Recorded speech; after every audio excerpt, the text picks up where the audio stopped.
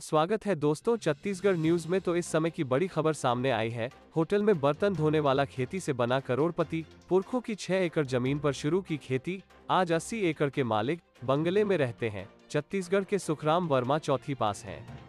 घर की आर्थिक हालत ठीक नहीं थी तो 14-15 साल की उम्र में बेमेतरा से रायपुर चले गए। वहां एक होटल में बर्तन धोने लगे।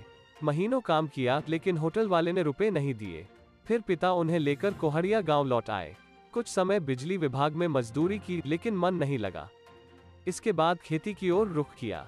आज सुखराम के पास 80 एकड़ जमीन है। वो बंगले में रहते हैं और करोड़पति हैं। उनका टर्नओवर सिर्फ खेती से ही सालाना 1 करोड़ रुपए से ज्यादा है। सुखराम कहते हैं खेती अगर पूरी लगन और आधुनिकता के साथ की जाए तो वह किसी उद्योग से कम नहीं है।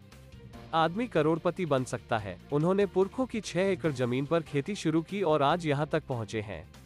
कृषि क्षेत्र में उनके योगदान को देखते हुए छत्तीसगढ़ सरकार भी उन्हें साल 2012 में डॉक्टर खूबचंद बघेल कृषक रत्न पुरस्कार, छत्तीसगढ़ राज्य अलंकरण से सम्मानित कर चुकी है। सुखराम वर्मा बताते हैं, खेती का कोई अनुभव नहीं था। पैतृक जमीन थी तो खेती की शुरुआत कर दी। कोशिश की, वो रंग भी लाए, लेकिन पहले साल पैदावार इतनी कम हुई कि साल भर तक घर के लिए ही अनाज खाने को कम पड़ गया। पहले तो समझ ही नहीं आया कि इतनी मेहनत के बाद भी ऐसा क्यों हुआ। फिर कृषि अधिकारियों से मिले। उन्होंने उन्नत बीज और खाद का इस्तेमाल करने की सलाह दी।